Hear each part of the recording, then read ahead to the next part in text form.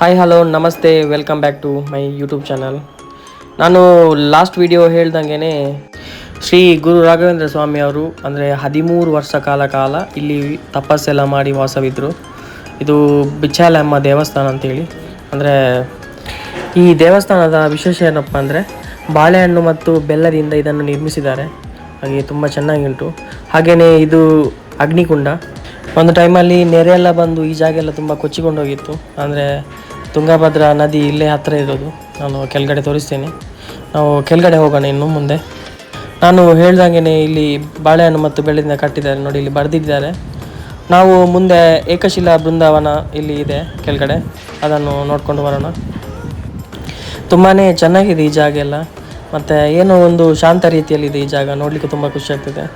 ಸ್ವಲ್ಪ ಬಿಸಿಲಿದೆ ಇವತ್ತು ನೋಡಿ. ಇದು ನಾವು ಕೆಳಗಡೆ ಬಂದ್ವಿ ಇವಾಗ. ಕೆಳಗಡೆ ಇಲ್ಲೆಲ್ಲ ನೋಡಿ ಕಾಣ್ತಾ ಇದೆ, ಅದು ತುಂಗಭದ್ರಾ ನದಿ ಇದೆಲ್ಲ. ಇದೇ ನದಿ ನಮಗೆ ಮಂತ್ರಾಲಯದಲ್ಲಿ ಕಾಣಲಿಕ್ಕೆ ಸಿಗ್ತದೆ. ಅಂದರೆ ಇಲ್ಲಿಂದನೇ ಹೋಗಿರೋದು. ಇದು ಮಂತ್ರಾಲಯ ಕೂಡ ಲಿಂಕ್ ಆಗ್ತದೆ ಇದೇ ತುಂಗಭದ್ರಾ ನದಿ. ತುಂಬ ಕೋಲ್ಡ್ ಇದೆ ನೀರು ಇವಾಗ ಕೂಡ, ಬಿಸಿಲಿಗೂ ಕೂಡ. ನೋಡಿ ಈ ಕಡೆ ಎಲ್ಲ ಸುತ್ತ ಕಾಣ್ತಾ ಉಂಟು. ಅಂದರೆ ಇಲ್ಲೆಲ್ಲ ಇದು ಅಪ್ಪಣ್ಣಾಚಾರ್ಯರವರ ಊರು. ಅಪ್ಪಣ್ಣಾಚಾರ್ಯರು ಯಾರು ಅಂದರೆ ಶ್ರೀ ಗುರು ರಾಘವೇಂದ್ರ ಸ್ವಾಮಿಯವರ ಅಂತರಂಗ ಶಿಷ್ಯಂದರು. ಈ ಊರಿಗೆ ಮೊದಲು ಭಿಕ್ಷಾಲಯ ಅಂತ ಹೆಸರಿತ್ತು, ಇವಾಗ ಬಿಚ್ಚಾಲಯ ಅಂತ ಆಗಿದೆ. ಅಂದರೆ ಯಾಕೆ ಈ ಹೆಸರು ಬಂದಿದೆ ಅಂದರೆ ಇಲ್ಲಿ ಗುರುಕುಲ ಇತ್ತು. ಗುರುಕುಲ ಅಂದರೆ ಗುರು ಅಲ್ಲಿ ಅಂದರೆ ಅಪ್ಪಣ್ಣಾಚಾರ್ಯರಿದ್ದರು. ಮಕ್ಕಳಿಗೆಲ್ಲ ಪಾಠ ಎಲ್ಲ ಮಾಡ್ತಿದ್ರು.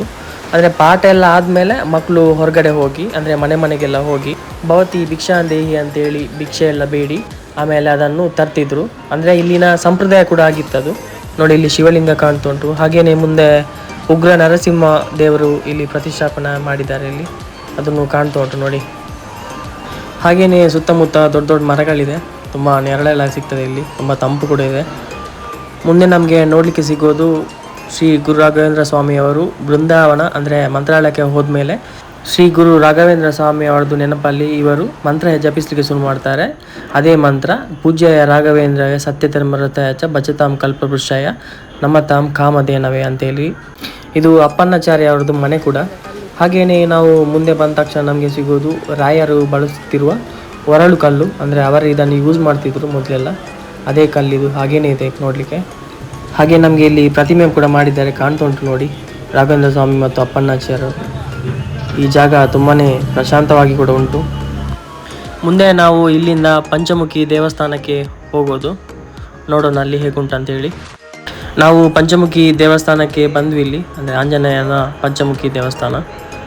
ಇವಾಗ ಇಲ್ಲಿ ಮೇಲ್ಗಡೆ ಹೋಗ್ತಿದ್ದೀವಿ, ಅಂದರೆ ದರ್ಶನ ಎಲ್ಲ ಮಾಡಬೇಕು ಒಳಗಡೆ, ಅದಕ್ಕೋಸ್ಕರ ಮೇಲ್ಗಡೆ ಹೋಗ್ತಿದ್ದೀವಿ. ನೋಡಿ ಕಾಣ್ತಾ ಉಂಟು, ಬರೆದಿದ್ದಾರೆ ಇಲ್ಲಿ ಅನೌನ್ಸ್ಮೆಂಟ್ ಎಲ್ಲ ಆಗ್ತಾ ಉಂಟು. ಅಂದರೆ ಯಾವುದು ಕಲ್ಲನ್ನೆಲ್ಲ ತೋರಿಸಿ ಸುಮ್ಮನೆ ಪೂಜೆ ಎಲ್ಲ ಮಾಡ್ತಾರೆ ಅಂತೇಳಿ, ಅದಕ್ಕೆ ಮೋಸ ಎಲ್ಲ ಹೋಗಬೇಡಿ ಅಂತೇಳಿ ಇಲ್ಲಿ ಅನೌನ್ಸ್ಮೆಂಟ್ ಎಲ್ಲ ಕೊಡ್ತಿದ್ದಾರೆ. ನಮ್ಮದು ಒಳಗಡೆ ಹೋಗಿ ನೋಡಿ ಎಲ್ಲ ಬಂದಾಯಿತು. ಅಂದರೆ ರಾಘವೇಂದ್ರ ಸ್ವಾಮಿಗಳಿಗೆ ಪಂಚಮುಖಿ ಆಂಜನೇಯ ದರ್ಶನ ಕೊಟ್ಟ ಜಾಗ ಇದು. ಇವಾಗ ಇಲ್ಲಿಂದ ನಾವು ಹೊರಡೋದಿನ್ನು, ಅಂದರೆ ಲೇಟ್ ಆಯಿತು. ಅಲ್ಲಿಂದ ನಾವು ಹೊರಟ್ವಿ. ರೋಡ್ ಮಧ್ಯೆ ಬರುವಾಗ ಹುಣಸೆಕಾಯಿ ನೋಡಲಿಕ್ಕೆ ಸಿಕ್ತು. ಹಾಗೆಯೇ ನಮ್ಮ ಹುಡುಗರೆಲ್ಲ ಹುಣಸೆಕಾಯಿ ಎಲ್ಲ ಕೀಳೋಕ್ಕೆಲ್ಲ ಶುರು ಮಾಡಿದರು. ಹಾಗೆಯೇ ಅಲ್ಲಿ ಸ್ವಲ್ಪ ಹೊತ್ತೆಲ್ಲ ಹುಣಸೆಕಾಯಿ ಎಲ್ಲ ಕೀಳ್ತಾ ಮರದಲ್ಲೆಲ್ಲ ನೇತಾಡ್ತಾ ಸ್ವಲ್ಪ ಟೈಮ್ ಪಾಸ್ ಎಲ್ಲ ಆಯಿತು ನಮ್ಮದು. ತುಂಬಾ ಅಲ್ಲಿ ದಾರಿ ಮಧ್ಯೆ ಎಲ್ಲ ಹೋಗೋರೆಲ್ಲ ನಮ್ಮನ್ನೇ ನೋಡ್ತಾ ಹೋದರು, ಇವರೇನು ಮಾಡ್ತಿದ್ದಾರೆ ಅಂಥೇಳಿ. ಹಾಗೆಯೇ ಅಲ್ಲೆಲ್ಲ ಇದ್ಕೊಂಡು ಸ್ವಲ್ಪ ಒಂದಷ್ಟು ತೆಗೊಂಡು ಬಂದ್ವಿ ನಾವು ಗಾಡಿಯಲ್ಲಿ ರಾಶಿ ಹಾಕ್ಕೊಂಡೆಲ್ಲ ಸ್ವಲ್ಪ ತೆಗೊಂಡೆ. ನಾನು ವೀಡಿಯೋ ಎಲ್ಲ ಮಾಡಿದೆ. ಮತ್ತು ಅಲ್ಲಿಂದ ಪುನಃ ರಿಟರ್ನ್ ನಾವು ಹೊರಟ್ವಿ.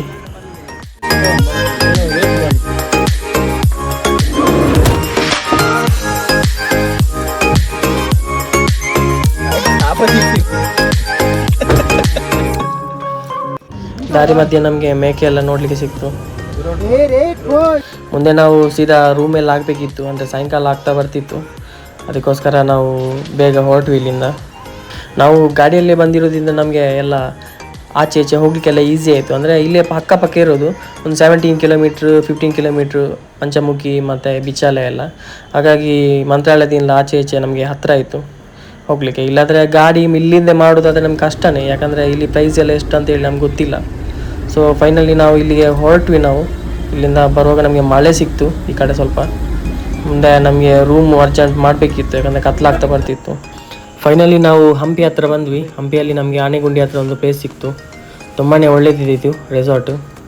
ಇದಕ್ಕೆ 10 ಇಯರ್ ಮೇಲೆ ಆಗಿದೆ ಅವರು ಕೇಳಿದ್ವಿ ನಾವು. ಮತ್ತು ಒಳ್ಳೆ ವ್ಯವಸ್ಥೆ ಎಲ್ಲ ಇದೆ ನಮಗೆ ಇಲ್ಲಿ. ಕಿಚನ್ ಕೂಡ ಇದೆ, ಆಮೇಲೆ ಫ್ರಿಜ್ ಕೂಡ, ರೂಮ್ ಕೂಡ ಒಳ್ಳೆದಿದೆ.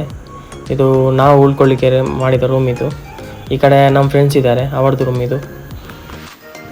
ಕಿಚನ್ ಕೂಡ ಅದೇ ನಾನು ಹೇಳ್ದಾಗೆ ಇಲ್ಲಿ ಫ್ರಿಜ್ಜು ಅಥವಾ ಇಲ್ಲಿ ವ್ಯವಸ್ಥೆ ಪ್ಲೇಟ್ ಅಥವಾ ಗ್ಲಾಸು ಎಲ್ಲ ವ್ಯವಸ್ಥೆ ಇದೆ. ತುಂಬಾ ಒಳ್ಳೆದಿದೆ, ಇಲ್ಲಿ ಬರ್ಬೋದು ವಿಸಿಟ್ ಮಾಡೋರಿಗೆಲ್ಲ. ಹಾಗೆ ಹೊರಗಡೆ ಎಲ್ಲ ನಮಗೆ ಕೂರ್ಲಿಕ್ಕೆಲ್ಲ ಒಳ್ಳೆ ವ್ಯವಸ್ಥೆ ಇದೆ. ಹಾಗೆಯೇ ಬಾತ್ರೂಮ್ ಟಾಯ್ಲೆಟ್ ಎಲ್ಲ ತುಂಬ 4 ಇದೆ, ಅಂದರೆ ಯೂಸ್ ಮಾಡ್ಬೋದು, ರಶ್ ಏನಾಗ್ತಿಲ್ಲ. ಸೊ ರಾತ್ರಿ ಹೊತ್ತು ನಾವು ಇಲ್ಲಿ ಕೂತ್ಕೊಂಡು ಎಲ್ಲ ಸ್ವಲ್ಪ ಮಾತಾಡ್ತಾ ಆಟ ಎಲ್ಲ ಓಡ್ಕೊಂಡು ಹಾವು ಏನಿ ಆಟ ನಾವು ಆಡಿದ್ವಿ. ಹಾಗೆಯೇ ಫ್ರೆಂಡ್ಸ್ ಎಲ್ಲ ಕ್ಲೋಸ್ ಎಲ್ಲ ಬರೋರಿಗೆಲ್ಲ ತುಂಬಾ ಒಳ್ಳೆಯದು, ಅಂದರೆ ಪಾರ್ಟಿ ಮಾಡೋರಿಗೂ ಒಳ್ಳೆಯದು ಅಥವಾ ಇಲ್ಲಿ ಸ್ಟೇ ಆಗಿ ಉಳ್ಕೊಳ್ಳೋರಿಗೂ ಒಳ್ಳೆಯದು, ಏನು ಸಮಸ್ಯೆ ಇಲ್ಲ. ಮತ್ತು ಜನರು ಕೂಡ ಇಲ್ಲಿ ಒಳ್ಳೆಯವರು, ಅಂದರೆ ಏನು ಬೇಕಾದರೂ ಎಲ್ಲ ಮಾಡಿಕೊಡ್ತಾರೆ. ಅದು ಊಟದ ವ್ಯವಸ್ಥೆ ಅಥವಾ ಏನಾದರೂ ಪಾರ್ಸಲ್ ಏನು ಬೇಕಾದರೂ ಒಳ್ಳೆ ವ್ಯವಸ್ಥೆ ಇದೆ. ಹಾಗೆ ತುಂಬಾ ಖುಷಿ ಆಯಿತು. ಅವ್ರ ಹತ್ರ ಕೂಡ ತುಂಬ ಮಾತಾಡಿ ಎಲ್ಲ ಬಂದ್ವಿ. ಅವರು ಸಹ ತುಂಬ ಕಂಫರ್ಟೇಬಲ್ ಆಗಿತ್ತು, ನಮಗೆ ತುಂಬಾ ಖುಷಿ ಆಯಿತು.